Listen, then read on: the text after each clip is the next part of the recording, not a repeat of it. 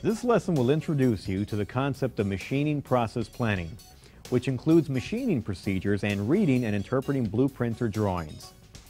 Manufacturing process planning is similar to cooking. When you follow a recipe, you must use particular ingredients and put the ingredients together in the right order to get the desired results. A blueprint in machining technology is like a recipe you use when cooking. It outlines detailed instructions for making the final product. In a machine shop, there are generally two types of parts that are machined, round and flat.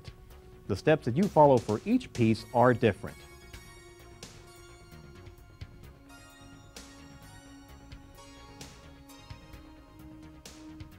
Much of the work that is done in a machine shop is round.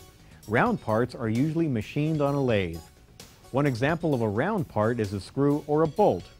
There are several steps in machining a round part. The first step is to cut all the diameters to size, starting with the largest one first and working your way down to the smallest. Once you have machined the part to the correct width, a machinist can then perform the threading on a bolt such as this one. The last step in the process is refining or fine-tuning the piece. Machining round parts is a process of gradually refining a piece until it is the exact size you want it.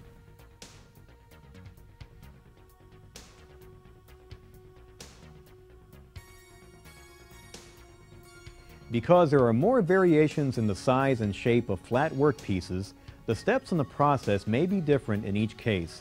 However, it is still possible to follow some general rules. Machining flat work is a lot like sewing. When you're sewing, the first step is to estimate how much material you need and purchase that amount. When machining flat parts, you begin by cutting off the amount of material you need. In sewing, the second step is to lay the pattern on the material and cut out the pattern. When machining flat parts, you place the outline of the part on the material and punch out the layout lines. Once you have cut out your pattern, you can actually begin sewing.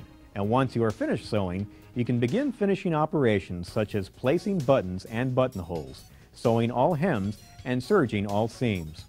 In machining flat work, you never actually sew or join pieces together, but you do lay out hole locations after you have cut out the basic shape. This is called scribing hole locations. Once you know where the holes are located on a flat piece, you can then drill the actual holes. Now it's time for the finishing touches. In sewing, this would be ironing hems and seams to give the perfect finished look. The finishing touches for a flat piece is surface grinding all surfaces. This is basically like polishing the piece.